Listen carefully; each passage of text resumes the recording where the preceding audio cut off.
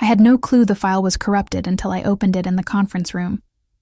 The presentation was supposed to start in 2 minutes. 15 executives sat around the mahogany table, coffee cups steaming, laptops open. I'd spent 6 weeks on this pitch for the Morrison account. $3 million in annual revenue hanging on what I was about to show them. My hand was steady on the laptop. I clicked the file. The screen went blue, then black. Then a dialog box popped up saying the file was damaged beyond recovery. My stomach dropped through the floor. Jake Morrison, the client, looked at his watch. My boss, Derek Chen, sat at the head of the table with his arms crossed. That expression on his face I'd come to recognize over the past 8 months. Patient. Almost sympathetic. Like he was disappointed but not surprised. He said, "We can reschedule if you need more time to get your materials together, Lauren." His tone was kind. Everyone in that room heard kindness. I heard something else. I heard 3 years of history that nobody in that building knew about. My name is Lauren Michelle Parker. I'm 34 years old, and I'd been a senior marketing strategist at Brennan & Associates for 5 years before Derek showed up. I was good at my job, better than good. I'd brought in 7 major accounts in 4 years. I had a corner office on the 16th floor with a view of downtown Seattle. My performance reviews were always outstanding. My projects always delivered. Then Derek became my boss, and suddenly I couldn't do anything right. It started small. 8 months ago, the company announced they'd hired a new director of marketing strategy. I was in the break room getting coffee when I heard his name, Derek Chen. I didn't connect it immediately. Chen is a common last name. But then I saw him walking through the office on his first day, shaking hands with the VP of operations, and my blood turned to ice. We'd dated for 18 months, 3 years ago. Met at a marketing conference in Portland. Hit it off immediately. Moved in together after 6 months. He worked for a tech startup in San Francisco. I was here in Seattle, but we made it work. Flights every other weekend. Late-night video calls. Plans to move to the same city eventually. I thought we were building something real.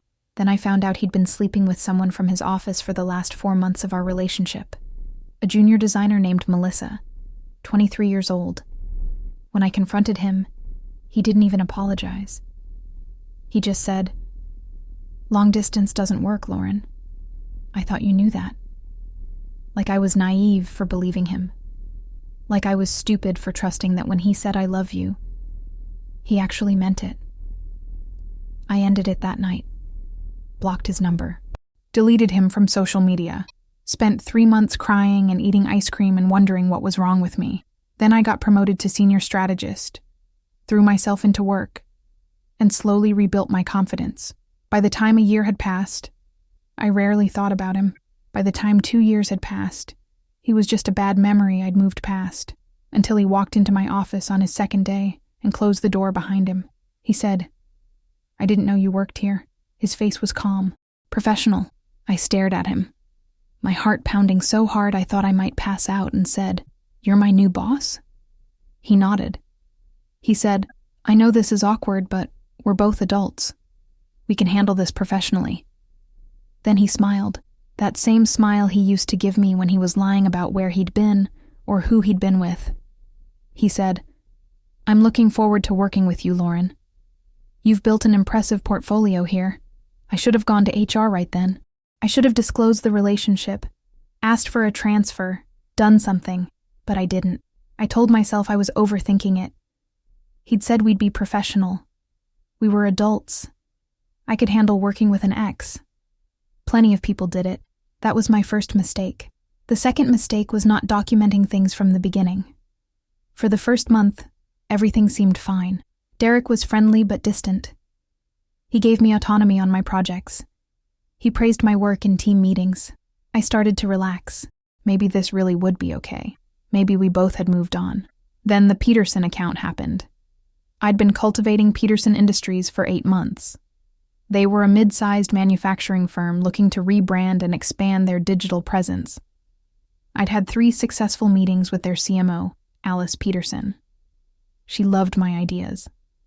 We were 2 weeks away from signing a contract worth $1.8 million. Then Derek scheduled a meeting with Alice.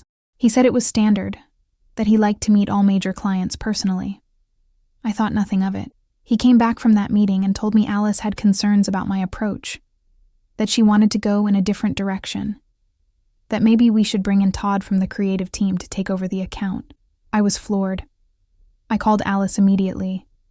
She said she'd had a great meeting with Derek, but she'd told him she was fully confident in my vision. She said she never mentioned any concerns. I went to Derek's office. I said, "Alice told me she didn't have concerns." He looked up from his computer with that patient expression again. He said, "I think there's been a miscommunication, Lauren. Alice and I discussed some strategic adjustments. Maybe she didn't want to hurt your feelings by being too direct. I'll handle this one. You focus on the Jameson pitch." 2 weeks later, Todd closed the Peterson account. Derek congratulated him in the team meeting. Todd got a bonus. My name wasn't mentioned once. That was when I started paying attention. Over the next 3 months, the pattern became impossible to ignore. Files I'd saved would disappear from the shared drive. Emails I sent to clients would bounce back with error messages. Meeting invitations I sent would never arrive in people's inboxes. Client calls would get rescheduled without me knowing, and I'd show up to empty conference rooms looking like an idiot. Reports I'd spent weeks writing would have sections deleted or changed, making my analysis look sloppy. And every single time, Derek would be there with that sympathetic expression. He'd say things like, "I know you're under a lot of stress, Lauren. Maybe you need to take some time off." Or, "These kinds of mistakes happen when you're juggling too many projects. Should we redistribute some of your workload?" I wasn't making mistakes. I knew I wasn't, but I couldn't prove it. My performance review in month 5 was the worst I'd ever received. Derek cited missed deadlines, communication issues, and declining quality of work. I sat in his office staring at the evaluation form with my name at the top and barely recognized the person he was describing. He said, "I want to help you succeed here, Lauren, but you need to take responsibility for these issues." I asked him for specific examples. He had a list ready. 3 client complaints about missed emails, 2 projects delivered late, 1 presentation that was, quote, "not up to company standards." I knew some of those things weren't true. I knew the emails hadn't been missed on my end, but I didn't have proof. And Derek had documentation, official documentation that painted me as someone who was failing. I started to feel like I was losing my mind. My coworker Rachel noticed first. We'd been friends since my 2nd year at the company. She pulled me aside one day in the parking garage and said, "What the hell is going on with you and Derek?" I asked what she meant. She said, "He talks about you in management meetings like you're incompetent. But I've worked with you for 3 years. You're one of the best strategists we have. It doesn't add up." I wanted to tell her everything, about the relationship, about the sabotage I suspected but couldn't prove. But I was terrified. If I accused Derek of targeting me because we used to date, and I couldn't prove it, I'd look paranoid, unstable, like I couldn't handle a professional environment. So I just said, "I don't know. Maybe I'm off my game lately." Rachel looked at me hard. She said, "You're not. And I don't know what his problem is, but watch your back." That night I went home and cried for an hour. Then I made a decision. If Derek was sabotaging me, he was doing it digitally, which meant there had to be evidence. Logs, traces, something. I just had to find it. I started documenting everything. Every email I sent, I copied to a personal folder in my private email account. Every file I created, I saved backup copies on an external hard drive. Every meeting I scheduled, I took screenshots of the confirmations.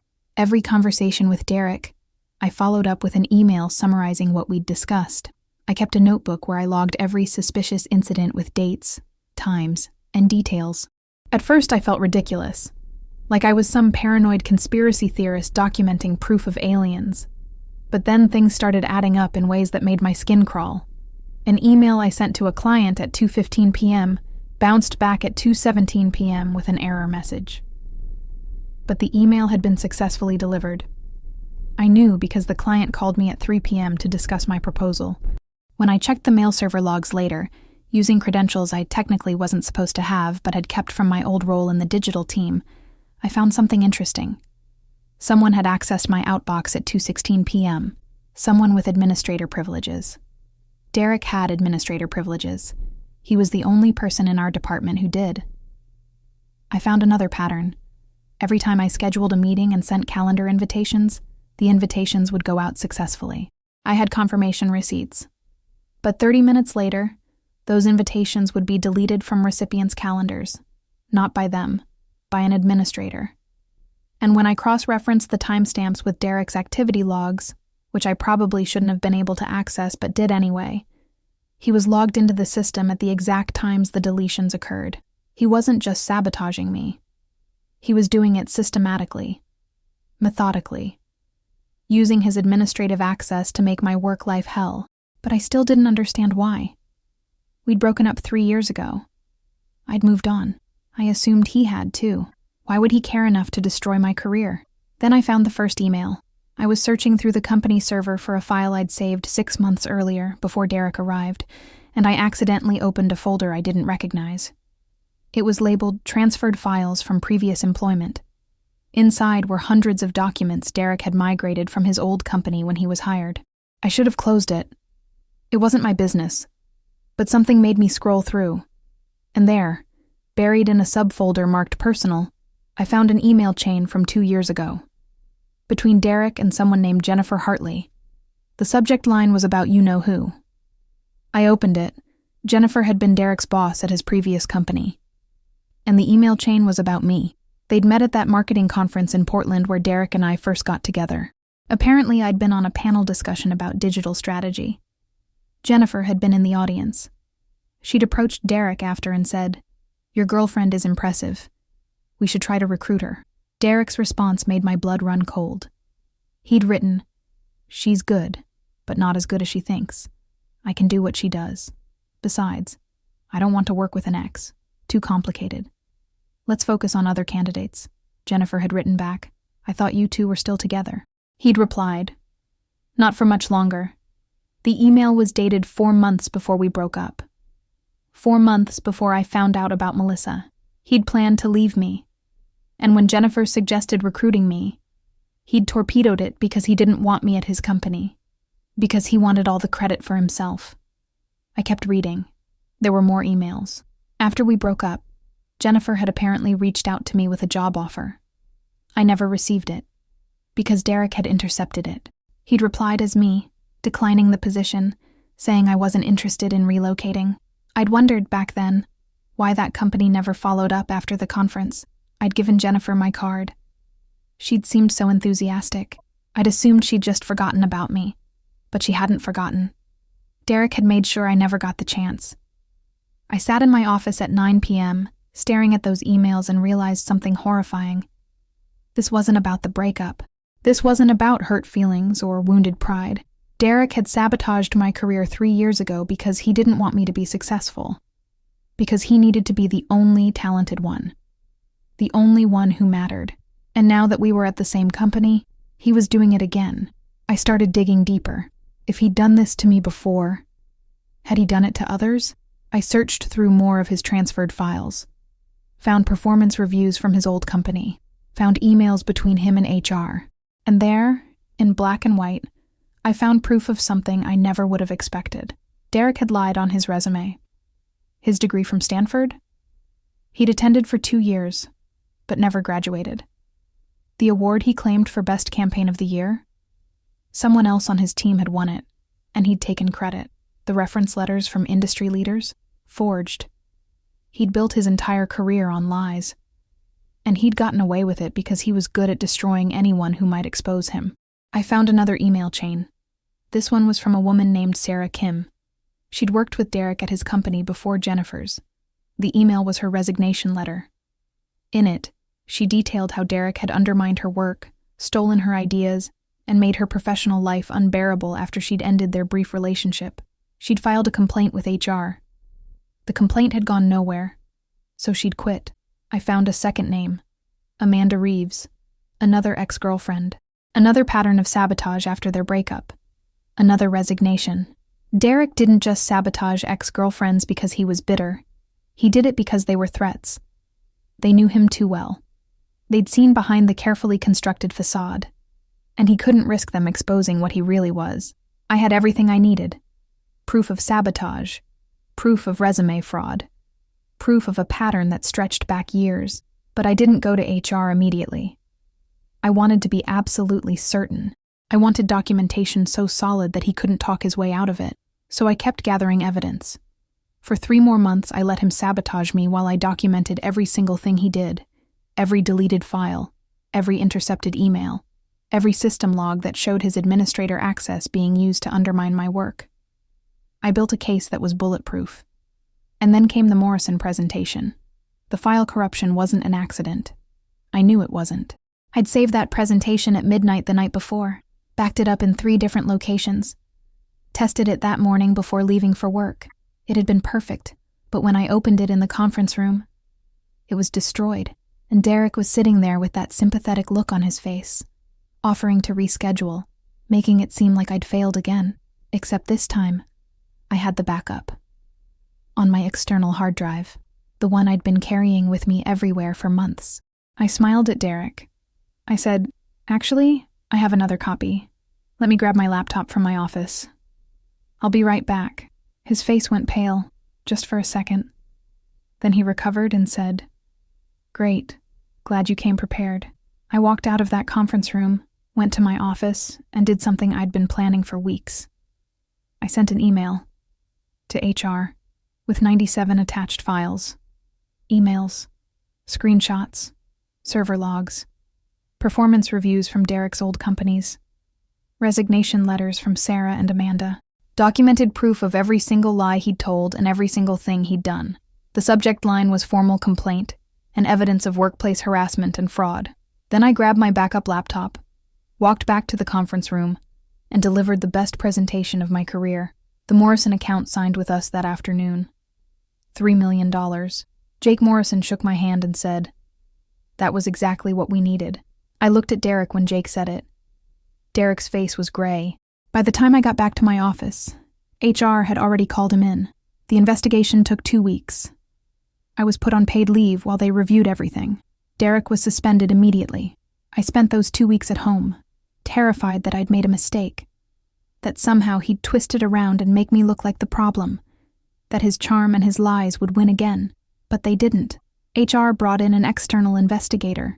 They interviewed everyone who'd worked with Derek at 3 different companies. They found 4 more women who'd experienced the same pattern. They verified that his Stanford degree didn't exist. They found financial records showing he'd been billing personal expenses to company accounts. They found emails where he'd taken credit for other people's work and claimed their ideas as his own. The investigator called me on a Thursday afternoon. She said, "Ms. Parker, I want you to know that we've substantiated every single allegation in your complaint. Mr. Chen's employment has been terminated effective immediately. We'll be filing a report with relevant professional organizations." I asked what that meant.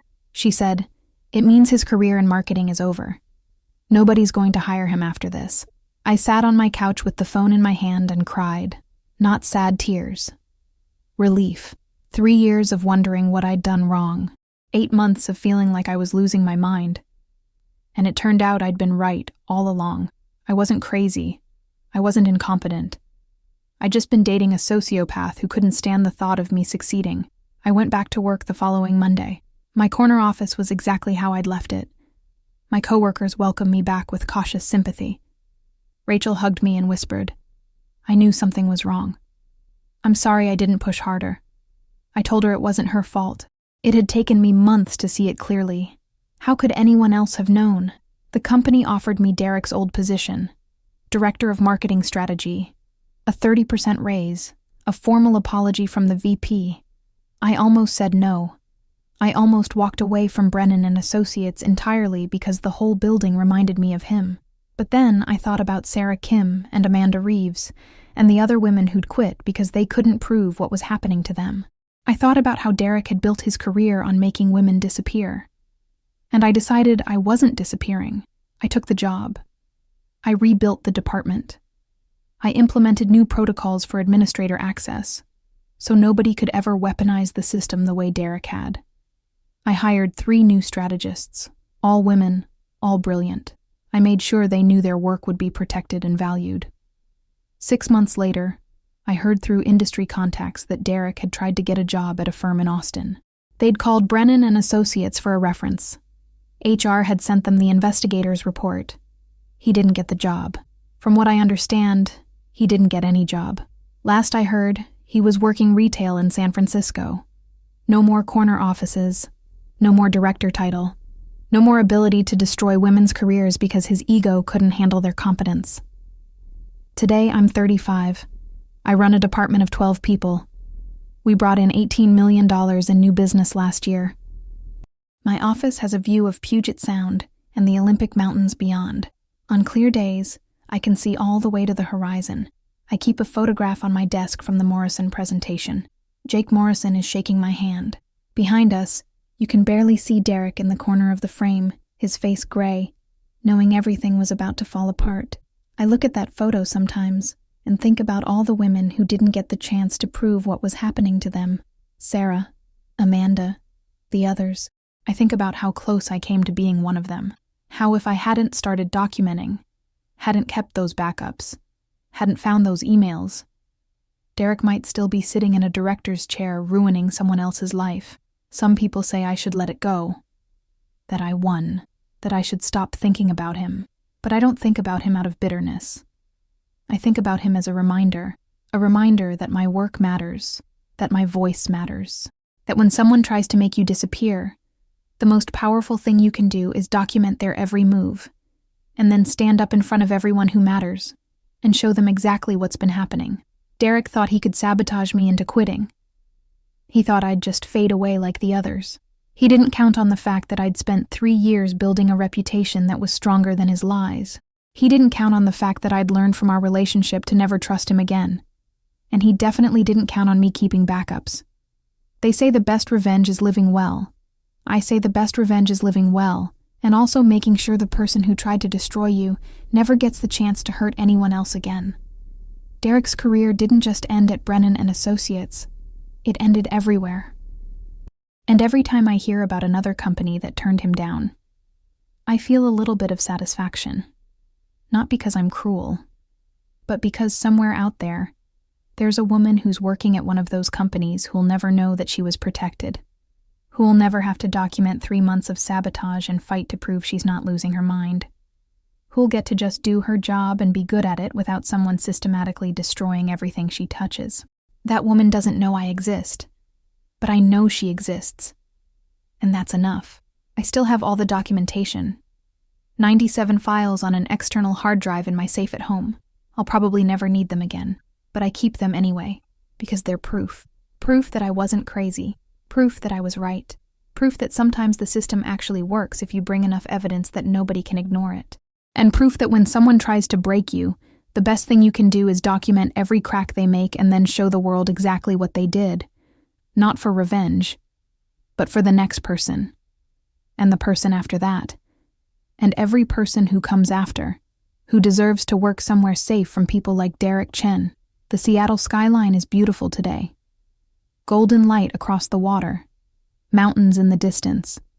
My team is working on a pitch for our biggest account yet. And somewhere in California, my ex-boyfriend who tried to destroy my career is probably restocking shelves and wondering how it all went so wrong. I know exactly how it went wrong. He underestimated me. He thought I was weak enough to break. And when I didn't break, when I bent and then snapped back with 3 years of documented proof, he learned what happens when you mistake kindness for weakness. Some women inherit their power. Some women are born into it. I built mine one screenshot at a time, one backup file at a time, one email archive at a time, until I had enough ammunition to blow up an entire career built on lies, and I'd do it again in a heartbeat.